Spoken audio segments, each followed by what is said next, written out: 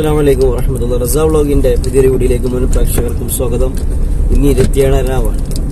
27-നോടനുബന്ധിച്ചുകൊണ്ട് ഞങ്ങൾ സിയാറത്തിന് ഇങ്ങനെ ഇറങ്ങിയതാണ്. അൽഹംദുലില്ലാഹ് ഞങ്ങളുടെ യാത്ര കാടാമ്പുഴക്കടുത്തുള്ള കോഴിമുറി ജാറത്തിലേക്കാണ്.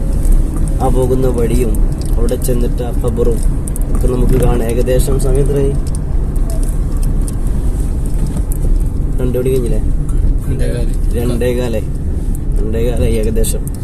വരുന്ന സമയത്ത് പോലീസ് ചെക്കിംഗ് ഒക്കെ ഉണ്ട്. അഡ്രസ്സൊക്കെ മേടിച്ചിട്ടുണ്ട്. പൊതുവെ രാത്രി ഉണ്ടാവും, പേടിക്കാനൊന്നുമില്ല. ഏതാണെങ്കിലും ഞങ്ങള് കോഴിമുറി ജാറത്തിലേക്ക് പോവുകയാണ്. അവിടെ ഒരു കാട്ടിന്റെ ഉള്ളിലാണ് മഖബർ ഉള്ളത്. ബഹുമാനപ്പെട്ട സയ്യിദ് മമ്പുറം തങ്ങളൊക്കെ ഇവിടെ വന്ന് സിയാറത്ത് ചെയ്തിരുന്നു. ബഹുമാനപ്പെട്ട അത്തിബത്ത് ഉസ്താദൊക്കെ വഫാത്താവുന്നതിന് മുമ്പ് വരെ ഇവിടെ സിയാറത്ത് ചെയ്തിരുന്നു എന്നൊക്കെ ചരിത്രങ്ങളിൽ പറയുന്നുണ്ട്. ഏതാണെങ്കിലും നമുക്ക് ഈ പാതിരാ സമയത്ത് ആ കോഴിമുറി ജാറത്തിലേക്ക് പോവാം. അവിടെ ആളുകളുണ്ടോ എന്നൊക്കെ നോക്കാം. പൊതുവെ രാത്രി സമയങ്ങളിലൊക്കെ ആളുകൾ ഒരുപാട് ഇങ്ങോട്ട് ഒഴുകാറുണ്ട്, ഇവിടെ വന്ന് സിയാറത്ത് ചെയ്യാറുണ്ട്. നമ്മുടെ യാത്ര ഇപ്പം അങ്ങോട്ടാണ് പോകുന്ന വഴിയും മറ്റു കാര്യങ്ങളൊക്കെ പറഞ്ഞുകൊണ്ട് നമുക്ക് യാത്ര ചെയ്യാം.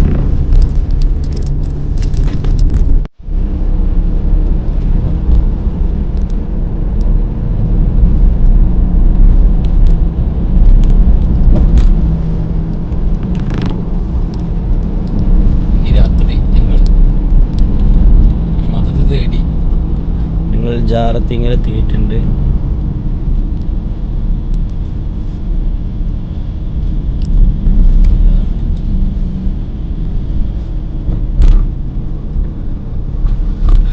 ജാറത്തിങ്ങൾ മുക്കാം, 2 സയ്യിദന്മാരുടെ മുക്കാമുകളുണ്ട്. ഇൻഷാ അല്ലാഹ് ഞങ്ങള് ഇവിടെ ഫാത്തിഹ ഓതിയിട്ട് പോവാണ്.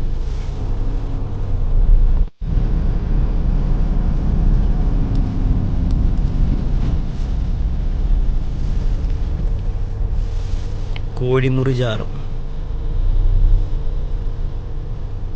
പറപ്പൂരിലെ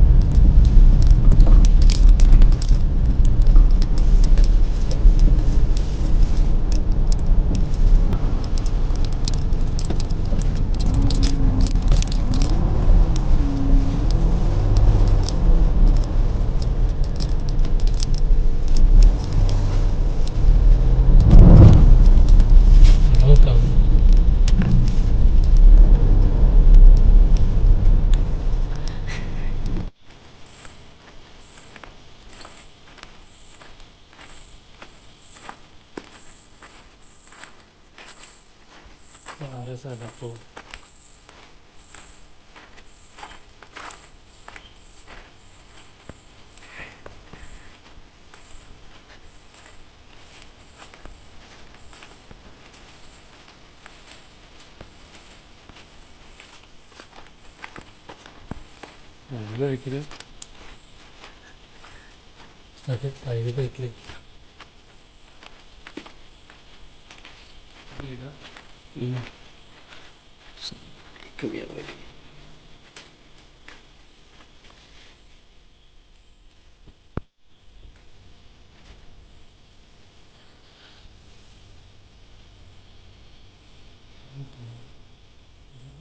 ധനിമുക്കാമോ